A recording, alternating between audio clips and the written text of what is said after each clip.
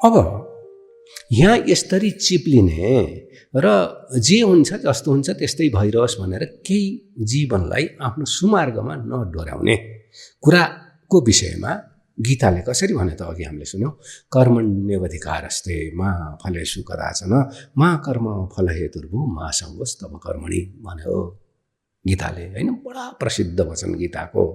भन्दा यसको अर्थ पनि कसरी गरियो? कर्म गर फलको आशा नगर भनेर गरियो। कर्मण्येवाधिकारस्य मा फलेषु कदाचन। अब कर्म गरेर फलको आशा नगर्ने हो भने कर्म किन गर्ने? 4500 वर्षबाट कर्म गरेर फलको आशा नगर। फल कहाँबाट आउँछ? फल भाग्यबाट आउँछ। भाग्य कसले दिन्छ? भावीले लेखिदिन्छ, हो कि होइन? यस्तो तरिकाको कुरो ठ्याक्क आएपछि भाग्यले नै दिने हो भने मैले अलरेडी भाग्य लिएर आइसकेको छु। अब कर्म गर्न किन पर्यो? भाग्य गरिब हुने दुःख पाउने लिएर आएको छु भने गरिब हुन्छु, दुःख पाउँछु। धनी हुने लिएर आएको छु भने धनी हुन्छु, सुख पाउँछु। मेरो हातमा त छैन। ल हेर्नुहोस्, सूत्रको अनर्थ भयो। कर्मण्येवाधिकारस्ते मा फलेषु कदाचन। त्यस्तो त सूत्रले भनेको थिएन। सूत्रले के भनेको थियो भन्दा कर्ममा तिम्रो अधिकार छ, फलमा अधिकार छैन। यहीँ फिस्लियो कुरो, यहीँनिर चिप्लियो। गीताको कुरो यहीँ चिप्लियो, बडा राम्रोसित चिप्लियो। 4500 वर्षसम्म चिप्लियो। गीता आएको 500 वर्षसम्म मान्छेलाई केही गीताले राम्रो गाइड गरेको थियो होला, त्यसपछि गीता चिप्लियो। अब कर्म गरेर त्यो कर्मको फल कर्म अनुसारको नआउने हो भने हामी कर्म गर्दैनौँ। अल्छी भयौँ, जुवा तास खेल्ने, पिपाई गर्ने, आलस्य, त्रिगुणी मायाले हामीलाई यसरी घेर्यो। 17 तम मध्येको तमो गुणले, यानि त्रिगुणी मायाको सबभन्दा तल्लो गुणले, तमसको गुणले यसरी घेर्यो, आलस्यले यसरी घेर्यो कि हामी अब अल्छी भयौँ। नेपाल भारत यो तरिकाका कुराहरू सुन्ने जति पनि मान्छे थिए सबै अल्छी भए। नेपाल भारत मरिसस यतातिर गएर के अरे बङ्गलादेशसम्म यी सब मान्छेहरू कर्म गरेर त्यसको फलाउँदैन, भाग्यले फलाउने हो भनेदेखि किन कर्म गर्ने? बहुत अल्छी भयो। महिलाहरूले बाध्यतावश कर्म गरे, पुरुषहरू धेरै अल्छी भयो। 4500 वर्षको इतिहास यस्तो छ। महिला बाध्य भएर कर्म गरे, किनकि तिनले गर्भधारण गर्नुपर्छ, तिनले त्यो बच्चा पाल्नुपर्छ, तिनले एउटा घर सम्हालेर बस्नुपर्छ। महिलाको कर्मले वास्तविक भन्ने हो भने हामी टिकेका हौँ। यदि राम्रै तरिकाले कुरा गर्ने हो भने महिलाहरूले जुन कर्म गरिदिए बाध्यतावश पनि, त्यसले पुरुष टिकेको हो, नत्र पुरुषले टिक्ने जस्तो अवस्था छैन। यति आलस्य हामीलाई आयो, यति उपद्रव आयो, यति मन चञ्चल भयो।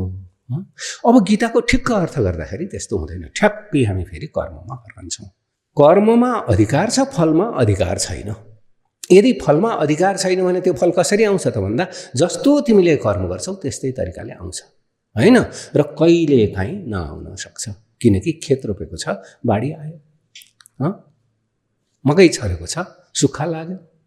यसको लागि सूत्रले भनेको छ है, फल अधिकार होइन, सुक्खा लाग्न सक्छ, बाढी आउनुपर्छ, जङ्गली जन्तुले खान सक्छन्, व्यापारमा घाटा हुन सक्छ, केही न केही चिजहरू हुन सक्छन् असुविधा। त्यो असुविधा आउन सक्छ।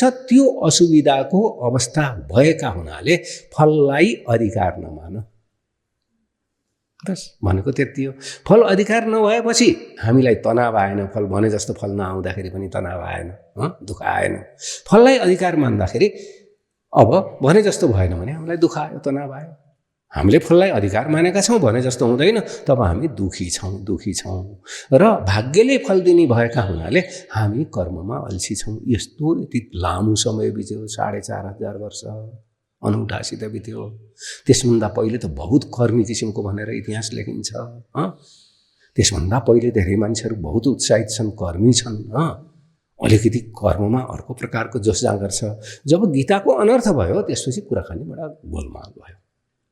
यसपछि अन्य शास्त्रहरू आए। त्यो अन्य शास्त्रहरूले पनि हामीलाई त्यही अनुसारले गाइडेड गरे। काफी पुराणहरू आए। पुराणले स्वर्गको भविष्यको कुरा गरिदिए, वर्तमानको कुरा त गरेनन् त। जीवन वर्तमानमा छ, भविष्यमा सुख पाउने उसले कुरा गरिदियो र यो वर्तमानलाई टक्कै भुलचुकमा हालिदिए तिनी किताबहरूले पनि। अब यो दुःख, यो अवस्था हामीले भोगेका छौँ। यसकारण हाम्रा चाहनामा परिपूर्ति भएको छैन। अनि हामीहरू यो गरिब देश भनेर मानिन्छ, होइन त? अनि विदेश जान्छन् छोराछोरी, हो कि? यस्तो अवस्था देखिन्छ। अब अलि ठुलो पाको पाखुरामा बल भएको मान्छे पनि विदेश जान्छ। यस्तो अवस्था आयो, देश नाङ्गिन थाल्यो हो। अहिले पनि कहीँ सुधार यसमा आएन, किनकि यसरी हाम्रो मनलाई, हाम्रो साइकोलोजीलाई राम्ररी व्याख्या गर्ने र साइकोलोजी बुझाउने शिक्षाको अभाव भयो। यसको परिणाम हामीले भोगिरहेछौँ। भारतीय उपमहाद्वीप भनेर भनिन्छ यी सारा 8-10 देशहरूलाई। भारतीय उपमहाद्वीप जहाँ हिन्दू विशेषमा धर्म त होइन, गीता आदि शास्त्रहरूको, पुराण आदिको व्याख्या गर्दाखेरि अपव्याख्या भएको छ, त्यसका आधारमा यी देशहरू गरिब छन्। टक्रकैसित जसले यो व्याख्यालाई मानेनन् तिनीहरू यो देशका पनि धनी छन्, भारतका पनि धनी छन्। यो व्याख्यालाई जसले मान्यो त्यो गरिब छ, यो व्याख्यालाई जसले मानेन त्यो यहाँ पनि धनी छ, सम्पन्न छ, उसले आफ्नो आवश्यकता पुरा गरेको छ।